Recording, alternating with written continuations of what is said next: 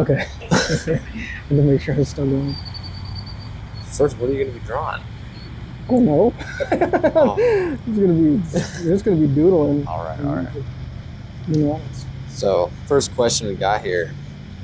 Why did you create the Sellout Club? Sellout Club.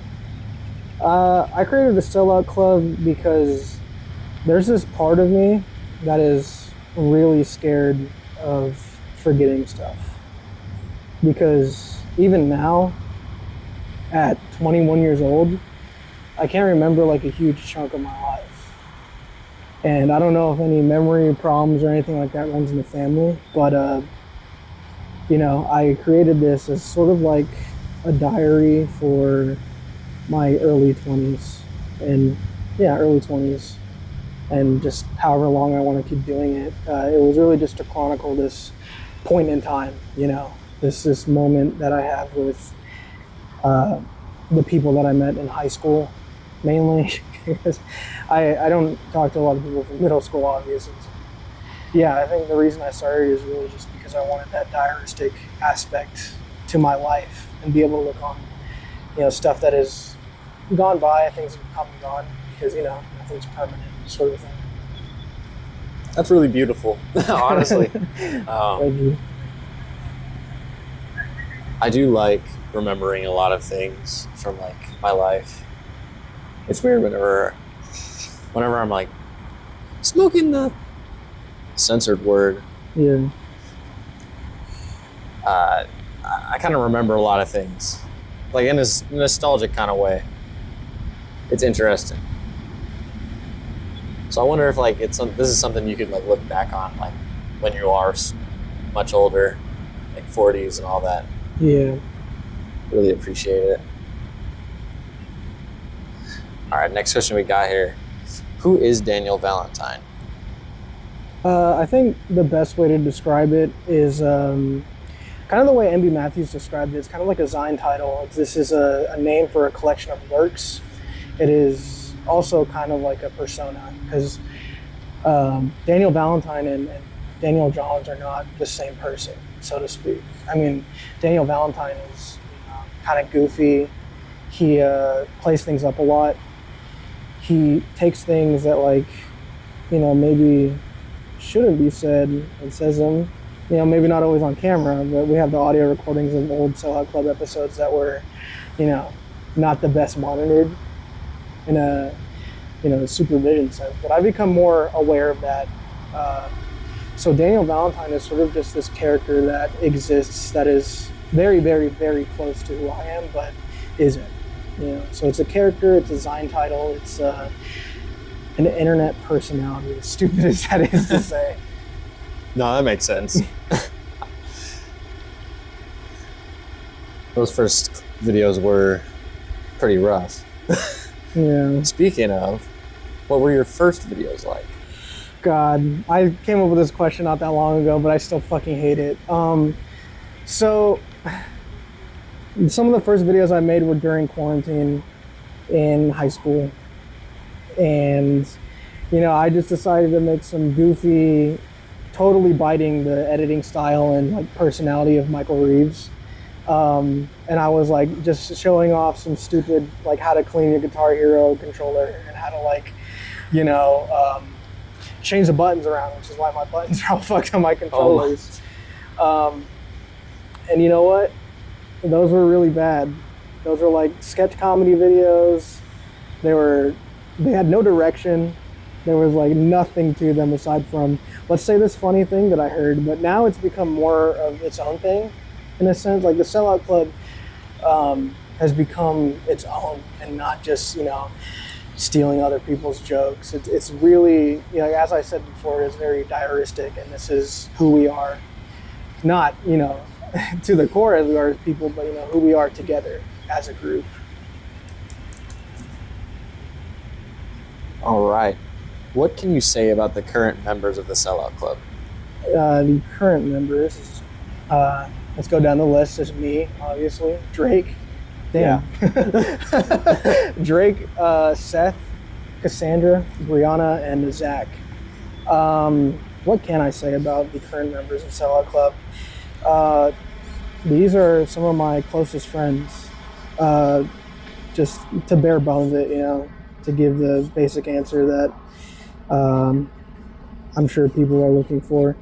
It These are the people who have stuck around me the longest, who have put up with my bullshit, because I've not been, the best person in recent years, but I'm changing. So these are the people who, had the nuts and the gall to have difficult conversations when things maybe weren't so easy to talk about, when things were awkward or uncomfortable. These are the people that, wouldn't shy away from growing and strengthening our friendship, instead of the people who, had ignored it or just, maybe kept their distance, which is why, if you've seen the past episodes of the Sellout Club, you realize those are 3 different people there for the most part, or 2, and they're not there anymore. It's just kind of what happened, is that, through some things that I did, they weren't a fan of, and they essentially just ostracized themselves from me until it was too late to work on anything. So, Drake has always been, one of my closest friends in recent years, but back when we met, we weren't very close. We interacted here and there, and we were distant at first, but for whatever reason, he followed me into a deeper part of my musical journey. I indoctrinated him into my band. Indoctrinated and abducted are kind of interchangeable here. And, over the years, our time spent together, things have definitely strengthened between us. And he is one of my closest friends, one of my favorite members of the Sellout Club. We have gay and great, great chemistry together on and off camera. So, he is probably somebody that'll always be here unless I kill his dog or something. Seth and I have been friends since middle school. We met back when he was still in his emo phase sort of thing.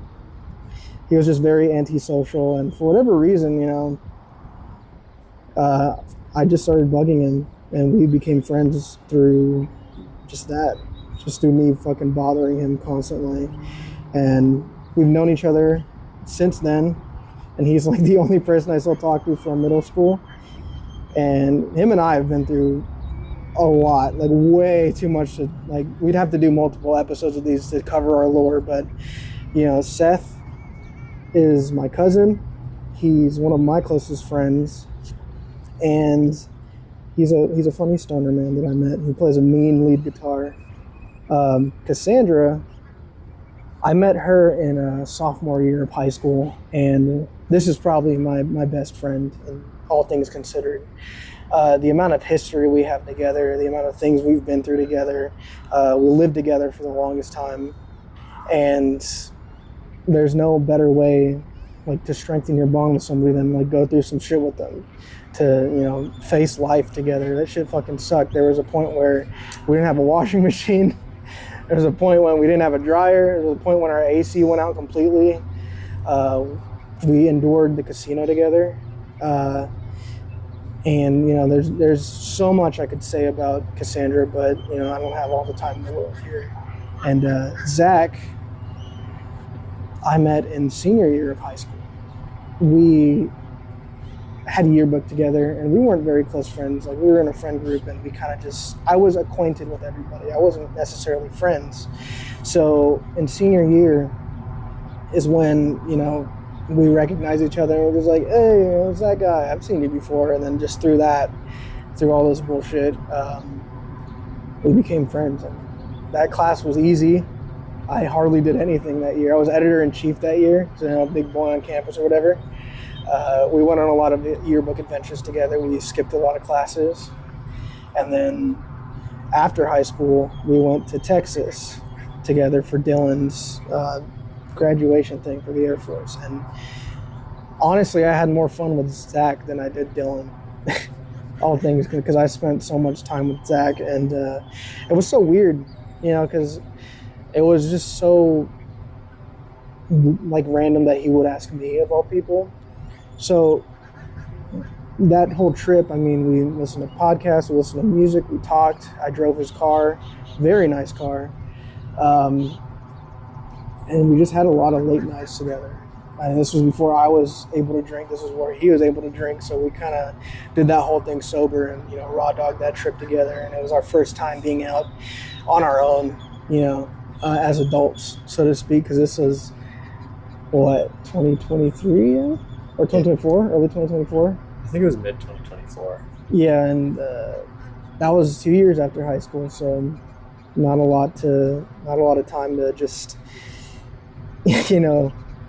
be an adult. I was barely figuring things out, and so Zach he's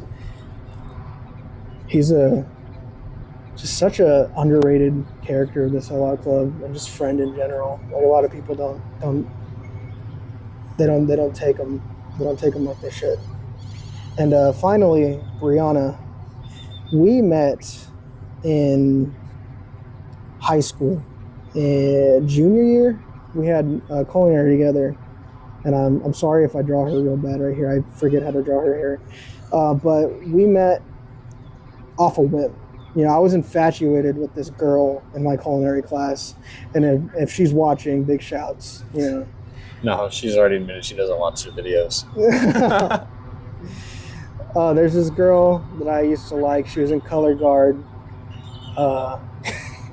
And you know what? Maybe I was a little too infatuated with this girl at that time. Definitely should have given up long before. And then Brianna just kind of came up to me one day and was like, God, I don't even remember what we talked about. She just started yapping. And this motherfucker is professional yapper. If it was a job, which it is, now that we do this, she would definitely have that. Our first conversation consisted of whether or not Ariel from The Little Mermaid lays eggs or lays babies the natural human way. And things just kind of kicked off from there. I mean, after senior year, we kind of fell out of touch. And then, a year or so later, we got back in touch and we become really good friends. We've become, dependable on each other in a sense. Not crazy, but, there's a good support system that I have right now, which is essentially what everybody in the Sellout Club is to me. It's just a big support system, because I would not be where I am today without these people. So that's a very long way of answering that question, but I have a lot to say with the members of the Sellout Club. If I had to sum it up, which I definitely have to, just great people who are, who are growing and who are not afraid to accept change. Wow, that was long. Yeah, that was very long. That was a lot. That was very detailed. I loved it. All right. What are your biggest inspirations? Super Mega. Oh my. Super Mega right off the bat. I love Matt and Ryan so much. I found them during the pandemic. So I was in between hybrid school. So I would go to school sometimes. I would come home. It was just very up in the air every day. And I found them just through Cold Ones, actually. Cold Ones is also another big inspiration one, but I loved their chemistry even before I knew who they were as people. I watched that episode a million times, and I still watch it to this day. Matt and Ryan have influenced my comedic style a lot. They've influenced my editing style a lot. They are some of my biggest inspirations just in terms of what I want the Sellout Club to be. Cold Ones, again, if I were to do a talk show, I would love for it to be something like Cold Ones, very chaotic, very grounded in reality, just drunk, stupid fun, which is what that Mario Party video was on the channel. And, if we're going to go way, way back, Smosh, for sure. I don't know if you can do sketch comedy and not be inspired by Smosh. But, I was heartbroken when they weren't making videos anymore. And they got back to it eventually, but Smosh for sure. I still know the Zelda rap very well, which is a little embarrassing now that I say it out loud. But yeah, and then I cannot do YouTube without mentioning Filthy Frank. Filthy Frank, the whole crew that came along with them, iDubbbz, Max Mofo, Chad, or Anything for Views. Those are such cool fucking guys. at the core of it, you know, you could tell that they wouldn't be making these videos if they weren't friends. And that's where the biggest inspiration, I would say, came from for the Sellout Club idea in general. Is just having a big group of friends that just fucks around, you know, and does shit together like this. So super mega, you know, Cold Ones, Filthy Frank, iDubbbz, Max Mofo, that whole list. that, you know, that whole crew of creators. Hell yeah. And this is just Mario. This is Mario. I was thinking the same thing with Smosh, though. Yeah. All right, what goals do you have in mind with the Sellout Club? This is gonna sound really lame, but they're kind of already done in a sense. I've already reached them because the Sellout Club wasn't made with the idea of it getting big. Like I said before, it was a diary. And I've documented some pretty good times in my life already with it, but you know, that obviously isn't done yet. I've done, you know, so much that it's kind of just weird to think that, you know, if I wanted to stop right now, I totally would. Like, and I would have these things to look back on. But I don't want to stop because I love making these videos. I love making my friends giggle. I like making myself giggle with, you know, these moments in time that sort of chronicle what, you know, we do just as friends. Like if the cameras weren't on, this is what would be going on. So, you know, the goal has already been met in a sense.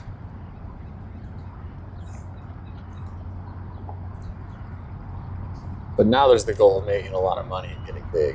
Yeah, we got to live up to our name eventually. So, you know, when we start getting sponsors, Immediate second we start getting sponsors, we'll shill the most terrible, awful shit. We'll tell you guys if there's like a way to avoid it or if it's a shitty product, like in some subliminal way. But yeah, there will be shills in the future. So we at least have to do sketches with them. yeah. All right. What can you tell us about your editing process? My editing process is very, very chaotic, and only recently have I been able to like rein it in, because for the longest time I was just picking funny moments out that I remembered. Now I watch things and I put all my color grading on it beforehand, so I don't have to do it after with each individual clip. I you know, watch the footage all the way through, and I just love to sit in the bathroom at work and watch the footage because, I mean, fuck, my job is boring. And not only that, it's just fun. It's just fun to watch the footage all the way through, even if there's awkward moments or like pauses. All of that gets edited out, but for me, like the raw files are just amazing. And it all is just very catered towards my humor. I'm not gonna make something I don't find funny. Like if you put a video in front of me and tell me just to edit it, I'm gonna fuck with it a lot to make it, like if it's not something I like, I'm gonna fuck with it a lot to make it my own, to make it something I'll laugh at. So it's all very just based around my humor. It's all just complicated and stupid, and I'm really trying to get it like, you know, more consistent. But it's all just jokes. It's all just fun. This is going to be more laid back. This is going to have less cuts. This is going to be more freeform. So, you know, for the main channel stuff, it's a lot. It's a lot of editing. And I am the thing that holds the Sellout Club together. Everybody else just appears. My goofy ass. We're all voices in this. He does damn near everything. Yeah, I edit. You know, I find all the music. I get in contact with artists. I handle the business side of things when I want to commission said artists. I'm just all over the place, honestly. I may have fucked up. Stop. I'm gonna stop recording, did it? Oh no, we're good. I don't think so. All right, we're good. All right, where were we? All right. Where can we keep up with you? SelloutClub.mp4 everywhere. Just, you know, Instagram, TikTok, maybe the Twitter. Do you fucking mind, dude? Flag. Anyways, SelloutClub.mp4. If you want to see any of the editing stuff with the music that I do, Daniel Valentine.mp4. It's just a username I came up in high school and just never changed it. I was gonna be Daniel Lyons, but I never ended up going through with that. So just Daniel Valentine MP4 everywhere. Dude, come on. All right.